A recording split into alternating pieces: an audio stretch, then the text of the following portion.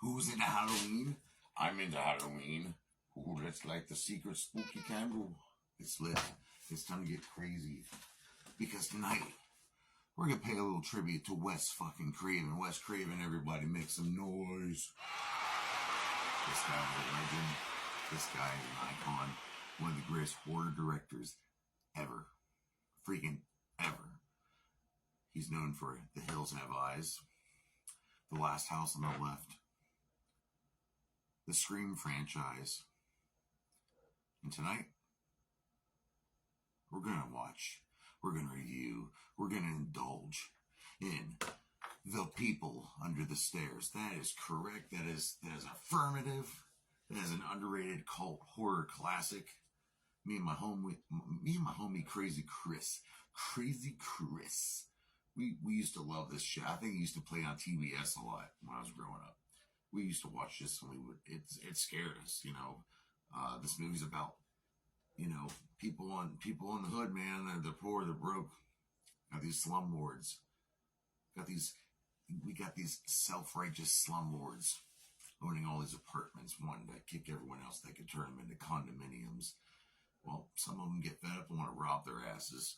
Little do they know, underneath the floorboards in the basement are children living in the dark, feeding off the scraps, being malnourished, becoming very cannibalistic. And they're also keeping a girl hostage for her to be their daughter. Yeah, pretty fucked up movie. It's a great one though, and it might scare you a little bit. It used to scare me too. I mean, now forewarning, this movie does have, you know, pretty much shows child abuse, kids being locked in a basement. And let's get into the nitty gritty here of the witch's titty, and we're gonna spank her hard. Yeah. All right. Sorry, I don't know if that was a fart or was it a boner. You never know. You'll never know. Okay. The People Under the Stairs came out in 1991. Universal Pictures, directed by Wes Craven. Now, everyone knows. If you don't know, sadly, Wes Craven passed away in 2015. And God bless his soul, rest in peace. Everyone knows him for Nightmare on Elm Street and Scream.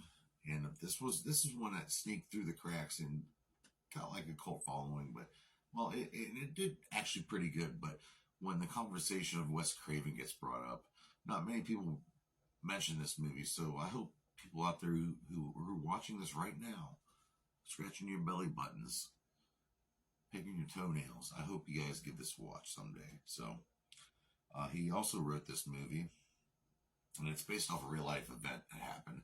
Apparently, back in the 70s, a couple of robbers were breaking into someone's house, and they discovered they were chaining their children up in the basement, and they ratted them out. So the robbers are actually the good guys in this case. So, like with a lot of movies, Wes Craven does like to, you know, use real life events to inspire his stories. And let's see, what else do we have get going here? I mean, it's got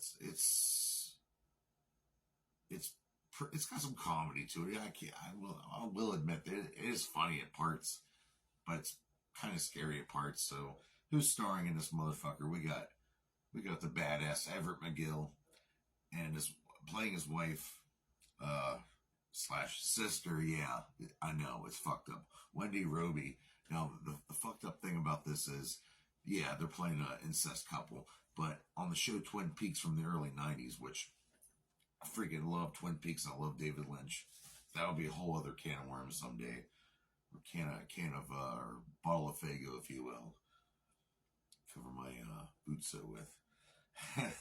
But they play a married couple on the TV show around the same time this movie came out, so they're also playing a couple that are brother and sister. And all right, we're done talking about the incest show. It's just disgusting. Now playing the main role is Brandon Quentin Adams here. Here's a picture of him when he was really young. He also played the young Michael Jackson in the Moonwalker movie from the late 80s. He's also, I believe he was on Fresh Prince of Bel-Air. He did a lot of television. And of course, this guy here, I love this guy. I love everything he's ever done. I love his voice because he has the meats. That's right, Ving Rhames in this motherfucker. And he's one of the robbers. One of the guys trying to get, so what's it about? You know, Fool, the kid named Brandon Adams plays a kid named Fool. They live in the ghetto. His mom's dying of cancer. I think it's his sister, but she's a fortune teller. So some good things are coming to him. But it doesn't really look like that. And Ving Rhames' character is trying to get him to, even though he's 13 years old, hey, come help me knock out these old rich people's houses. So he goes in on the thing, and things go awry. The Fool gets stuck in the house, discovering that this fucked up couple has been keeping this girl here as their daughter. It's not even really their daughter. She pretty much kidnapped her, and they're raising her, abusing her. They got this vicious dog named Prince that just attacks on command. I mean, he's a bad dog. Bad dog.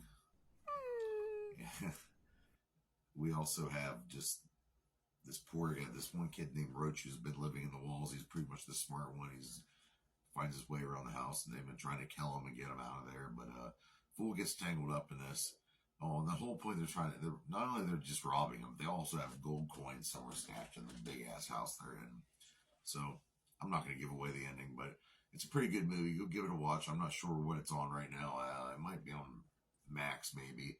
I'm not 100% sure. I have a digital copy and I have a DVD copy.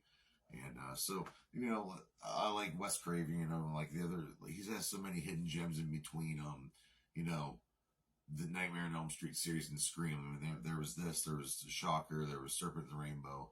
And give Wes Craven a good look, kids, because the Bozak Nation, the Juggalos and Juggalettes, the underground fans, we love Wes Craven. He's one of the godfathers of horror. I'll never, ever, ever, ever forget what he's done for us. So, big shout out to him. Let's get to our quick clip from the people under the stairs. This movie's such a freaking delight. I probably watch it once every year at least. Me and my homie Crazy used to watch this. This movie really just creeped me out. And just the thought of these people just living downstairs and they're malnourished and Everett McGill, freaking love that guy. Big Ed Hurley. Look, it's a dog dick, everyone. I keep talking about it. There it is.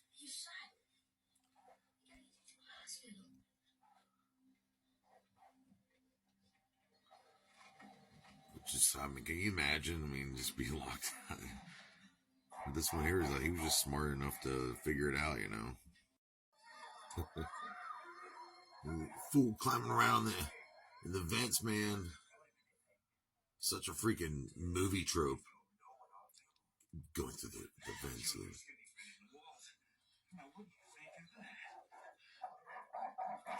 there. Giving Rottweilers a bad name. You know, fuck this fucking guy. Fucking sick. It's like the brother and sister, and just. Shut the fuck up.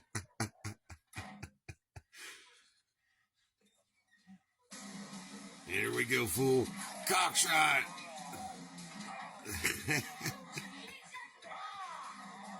I guess this is more funny than scary, but fuck it, I love this movie. Well, I rate this movie 3 out of 5 dog dicks.